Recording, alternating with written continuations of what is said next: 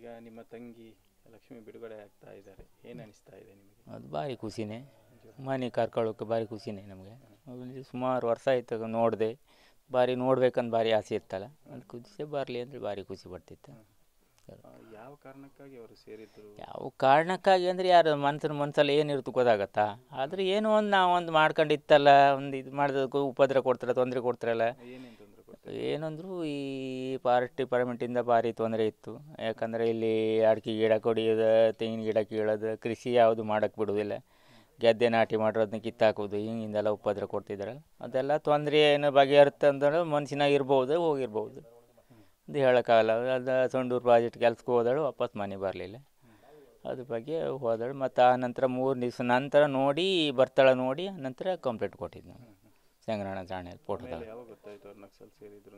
ಆವಾಗ ಗೊತ್ತಾಗಿತ್ತು ನಮ್ಗೆ. 3 ದಿವಸ ನಂತರ ಒಂದು ಜೋಯಿಸ್ರ ಮುಖಾಂತರ ಕೇಳಿದಾಗ ಅವಾಗ ಹೇಳಿದ್ರು, ಇಂಥವಳು ಒಳ್ಳೆ ಖುಷಿಯಾಗಿದ್ದಾಳೆ, ನೀವು ಯಾವುದು ಚಿಂತೆ ಪಡ್ಬೋದಂತ ಏನಿಲ್ಲ ಅಂತ. ಆ ನಂತರ ನಮ್ಗೆ ತೊಂದರೆ ಆಗಬಾರ್ದು ಅಂತ ಕಂಪ್ಲೇಂಟ್ ಕೊಟ್ಟಿವಿ.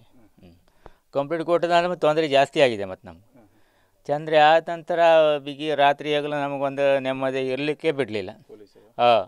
ಈ STF ಪಡೆಯೋರವರೆಲ್ಲ ಅದಕ್ಕೂ ತೊಂದರೆ. ನಾನು ಹೊಡಿಲಿಕ್ಕಂದೆಲ್ಲ ಬಂದರು, ಕೋಬೆಯಲ್ಲಿ ಹೊಡೆದು ಸುಟ್ಟಾಗ್ತಿ ಅಂತ ಹೇಳಿ ಬಂದರು.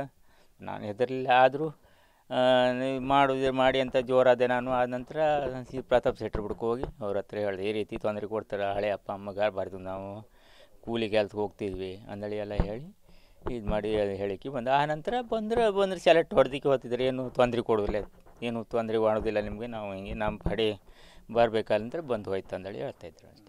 ಈಗ ಏನೇನು ಸಮಸ್ಯೆಗಳ ವಿರುದ್ಧ ಹೋರಾಟ ಮಾಡಿದ್ರು ಆ ದಿನಗಳಲ್ಲಿ? ಆ ದಿನಗಳಲ್ಲಿ ಒಂದು ಜನ ಬೆಂಬಲ ಬೇಕು, ಒಂದು ಊರಿಗೆ ಒಳ್ಳೇದಾಯ್ಕಂದ ಬಗ್ಗೆ ಹೋರಾಟ ಇಳಿದಿದ್ದಾಳೆ. ರಸ್ತೆ ಮಾರ್ಗ, ನಮ್ಮ ಊರು ಒಂದು ಅಭಿವೃದ್ಧಿ ಯಾವ ರೀತಿ ಆಗಬೇಕು, ಒಂದು ಇಂಪ್ರೂವ್ ಆಗಬೇಕು ಅಂದೇಳಿ ಅದೊಂದು ಆಸೆ ಇರ್ತೈತೆ ಅಷ್ಟೇ. ಅಲ್ಲ ಅವರು ಒಂದು ಒಪ್ಪಿಗೆ ಖುಷಿಯಿಂದ ಒಪ್ಕೊಂಡಿದ್ದಾಳಲ್ಲ ಬಿಡಿಗೆ ಶರಣ ಆಗೋಕೆ. ಆದರೆ ಅವಳು ಜೀವನಕ್ಕೆ ಏನೋ ದಾರಿ ಮಾಡಲೇಬೇಕಲ್ಲ, ಅವರು ಮಾಡಿ ಕೊಡಲೇಬೇಕಲ್ಲ. ಮಕ್ಕಳಿದ್ದಾರೆ ಸಣ್ಣರು, ಅವ್ರಿಗೇನು ಮುಂದೆ ಓದೋಗಿದ ನಡಿಬೇಕಲ್ಲ, ಅವ್ರ ಜೀವನನೂ ನಡೆಸ್ಬೇಕಲ್ಲ. ಅದಕ್ಕೆ ಅವ್ರು ಏನಾದ್ರು ದಾರಿ ಮಾಡಲೇಬೇಕಲ್ಲ ಸರ್ಕಾರ.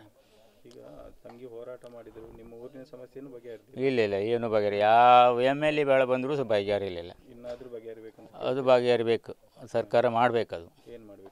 ರಸ್ತೆ ಮಾರ್ಗ ಮಾಡಬೇಕು. ಆ ನಂತರ ಹೊಳೆಯಲ್ಲಿ ಮನ್ಸ್ರಿಗೆ ಹೋಗಕ್ಕೆ ವೆಹಿಕಲ್, ಮನ್ಸ್ರಿಗೆ ಹೋಗಕ್ಕೆ ಸಾರ ಸೇತುವೆ ಮಾಡಬೇಕು, ಎಲ್ಲ ಮಾಡಬೇಕು. ಮಾಡದೇ ಇದ್ರೆ ಮನ್ಸ್ರಿಗೆ ಹೋಗಕ್ಕೆ ದಾರಿ ಇಲ್ಲ, ಕಡಿತ ಆಗುತ್ತೆ. ಇನ್ನಾದರೂ ಮಾಡಬೇಕು. ಇನ್ನಾದ್ರು ಮಾಡಬೇಕು.